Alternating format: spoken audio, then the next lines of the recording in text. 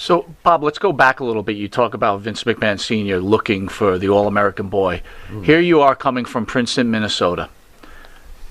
Quite different than New York City, right? Because we're going to call the WWF at that time New York City. Absolutely. Sure. How were you scared? I know about you being North Dakota State and what a great amateur wrestler you were. Yes. But were you scared to come to the WWF? Culture shock? I never knew what was going to happen, but I was never scared. I was never worried. I just took it one day at a time, did things on the way, and did a little more the next day. I made Vince Sr. recognize what I was doing, and he recognized what the other guys didn't do. And I think the only reason he picked me is because he could believe in me. He could trust me. But I didn't worry. I got into business out in Minnesota. A guy named Eddie Sharkey trained me in a gym in Minneapolis, and he saw me working out there, and he came over to me and asked me if I would want to go out and be a professional wrestler. And I said I sure would, and I signed up to his training school for professional wrestling, and we went on. And finally, he gave me the phone number of all the wrestling promoters, and I called them and I sent a resume and a picture. I asked them, I asked the people, can you use me in your business? Can you give me a start?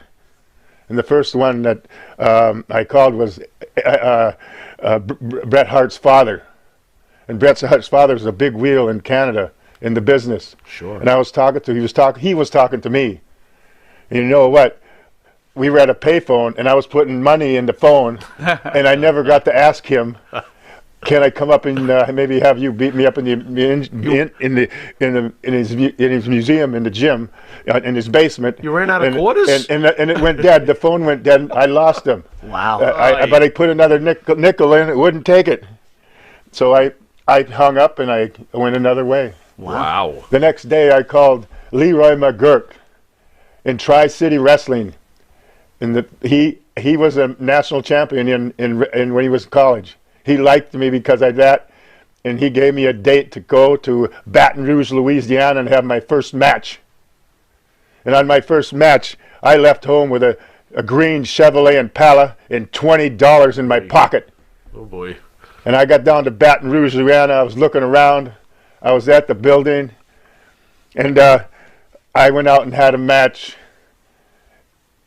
and I did pretty good, but I made some mistakes, which you have to make those mistakes to learn.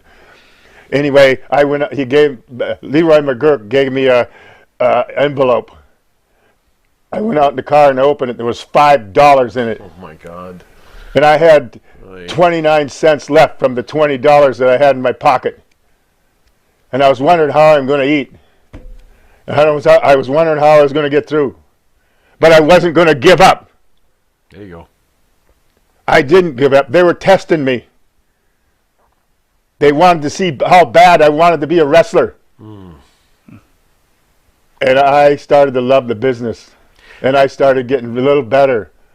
The Funks is a big name in wrestling. They saw me. They brought me to their territory, and I got out of the gutter where I was in the car. I was sleeping in the trunk most of the time. But I got out of the gutter there, and they liked me, and Terry he knew everybody in the country that was doing it. And then they sent me to Florida, and they were going to call and have me come back. They never called, and I never went back. There you go. And then it got up to the news got up to Vince Sr., and that's where it started. Had you